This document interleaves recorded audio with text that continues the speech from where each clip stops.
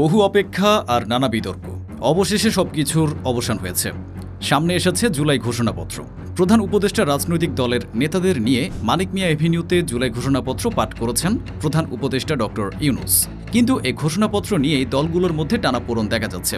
বেশ কিছু বিষয় নিয়ে বিএনপি, এনসিপি ও অন্যান্য দলগুলোর মধ্যে মতবিরোধ দেখা দিয়েছে। সবচেয়ে বড় হতাশা প্রকাশ করেছে জামায়াতে ইসলামী।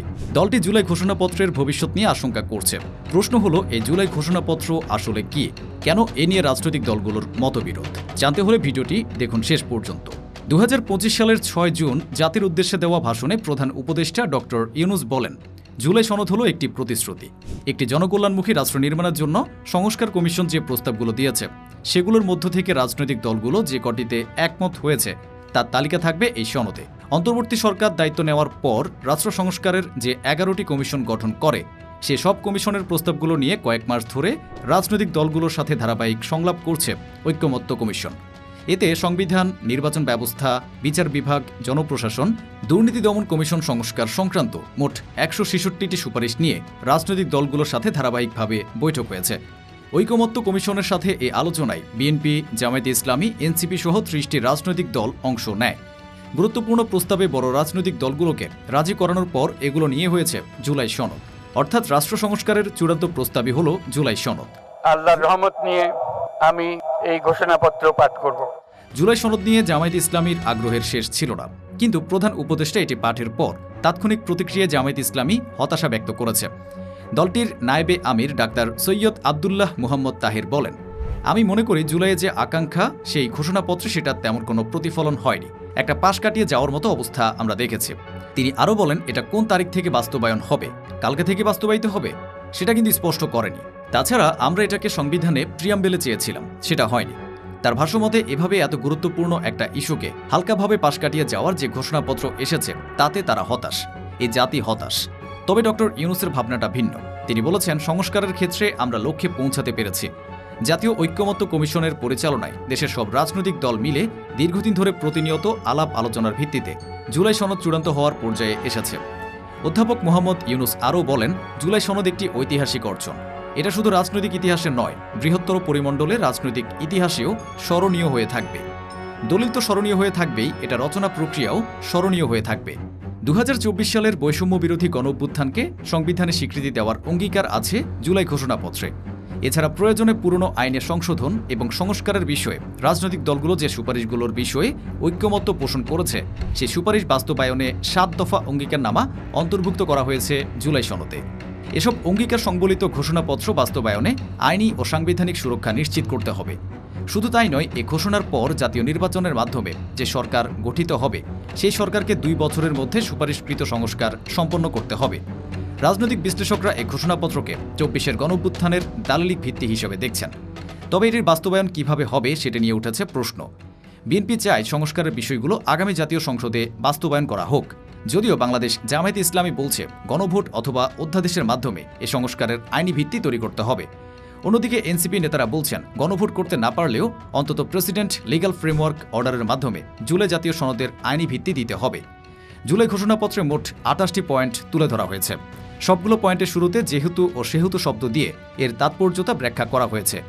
1 নম্বরে আছে, উপনিবেশ বিরোধী লড়াইয়ের সুদীর্ঘকালের ধারাবাহিকতায় এই ভূখণ্ডের মানুষ দীর্ঘ 23 বছর পাকিস্তানের স্বৈরশাসকদের বঞ্চনা ও শোষণের বিরুদ্ধে রুখে দাঁড়িয়েছিল এবং নির্বিচারে গণহত্যার বিরুদ্ধে গণপ্রতিরোধ গড়ে 1971 সালের 26শে মার্চ স্বাধীনতা ঘোষণা করে জাতীয় মুক্তির লক্ষ্যে রক্তক্ষয়ী মুক্তিযুদ্ধের মাধ্যমে বাংলাদেশ রাষ্ট্র প্রতিষ্ঠা করেছিল। 2 নম্বরে আছে, বাংলাদেশের আপামর জনগণ দীর্ঘ আন্দোলন সংগ্রামের মধ্য দিয়ে এই ভূখণ্ডের স্বাধীনতার ঘোষণাপত্রে বিবৃত সাম্য, মানবিক মর্যাদা ও সামাজিক সুবিচারের ভিত্তিতে উদার গণতান্ত্রিক রাষ্ট্র বিনির্মাণের আকাঙ্ক্ষাকে বাস্তবায়নের জন্য সর্বোচ্চ ত্যাগ স্বীকার করেছে। 3 নম্বরে রয়েছে, স্বাধীন বাংলাদেশের 1972 সালের সংবিধান প্রণয়ন পদ্ধতি। এর কাঠামোগত দুর্বলতা ও অপপ্রয়োগের ফলে স্বাধীনতা পরবর্তী আওয়ামী লীগ সরকার মুক্তিযুদ্ধের জন আকাঙ্ক্ষা পূরণে ব্যর্থ হয়েছিল এবং গণতন্ত্র ও রাষ্ট্রীয় প্রতিষ্ঠানগুলোর কার্যকারিতা ক্ষুণ্ণ করেছিল। জুলাই ঘোষণাপত্রের 4 নম্বরে আছে, স্বাধীনতা পরবর্তী আওয়ামী লীগ সরকার স্বাধীনতার মূলমন্ত্র গণতান্ত্রিক শাসন ব্যবস্থার বিপরীতে বাকশালের নামে সাংবিধানিকভাবে একদলীয় শাসন ব্যবস্থা কায়েম করে এবং মত প্রকাশ ও বিচার বিভাগের স্বাধীনতা হরণ করে। যার প্রতিক্রিয়ায় 1975 সালের 7 নভেম্বর দেশের সিপাহী জনতা ঐক্যবদ্ধ বিপ্লব সংঘটিত হয় এবং পরবর্তী সময়ে একদলীয় বাকশাল পদ্ধতির পরিবর্তে বহুদলীয় গণতন্ত্র, মত প্রকাশ ও বিচার বিভাগের স্বাধীনতা পুনঃপ্রবর্তনের পথ সুগম হয়। 5 নম্বরে বলা হয়েছে ভিন্ন কথা। সেখানে আছে 80-র দশকে সামরিক স্বৈরশাসনের বিরুদ্ধে দীর্ঘ 9 বছর ছাত্র জনতার অবিরাম সংগ্রামের মধ্য দিয়ে 1990 সালের গণঅভ্যুত্থান সংগঠিত হয় এবং 1991 ইংরেজি সনে পুনরায় সংসদীয় গণতান্ত্রিক শাসন ব্যবস্থা প্রবর্তন করা হয়। 6 নম্বরে রয়েছে দেশি বিদেশি চক্রান্তে সরকার পরিবর্তনের গণতান্ত্রিক প্রক্রিয়া ব্যাহত হওয়ার 1/11 ষড়যন্ত্রমূলক ব্যবস্থার মাধ্যমে বাংলাদেশে শেখ হাসিনার একচ্ছত্র ক্ষমতা, আধিপত্য ও ফ্যাসিবাদের পথ সুগম করা হয়। 7 নম্বরে আছে দীর্ঘ 16 বছরের ফ্যাসিবাদী, অগণতান্ত্রিক এবং গণবিরোধী শাসন ব্যবস্থা কায়েমের লক্ষ্যে এবং একদলীয় রাষ্ট্র ব্যবস্থা প্রতিষ্ঠার অতি উগ্র বাসনা চরিতার্থ করার অভিপ্রায়ে সংবিধানের অবৈধ ও অগণতান্ত্রিক পরিবর্তন করা হয় এবং যার ফলে একদলীয় একচ্ছত্র ক্ষমতা ও আধিপত্য প্রতিষ্ঠার পথ সুগম হয়। 8 নম্বরে রয়েছে শেখ হাসিনার আওয়ামী লীগ সরকারের দুঃশাসন, গুম খুন, আইন বহির্ভূত হত্যাকাণ্ড, মত প্রকাশের স্বাধীনতা হরণ এবং একদলীয় স্বার্থে সংবিধান সংশোধন ও পরিবর্তন বাংলাদেশের সকল রাষ্ট্রীয় ও সাংবিধানিক প্রতিষ্ঠানসমূহকে ধ্বংস করে। নাম্বার 6 আছে হাসিনা সরকারের আমলে তারই নেতৃত্বে একটি চরম গণবিরোধী, একনায়কতান্ত্রিক ও মানবাধিকার হরণকারী শক্তি বাংলাদেশকে একটি ফ্যাসিবাদী, মাফিয়া এবং ব্যর্থ রাষ্ট্রের রূপ দিয়ে আন্তর্জাতিকভাবে বাংলাদেশের ভাবমূর্তি ক্ষুণ্ণ করে।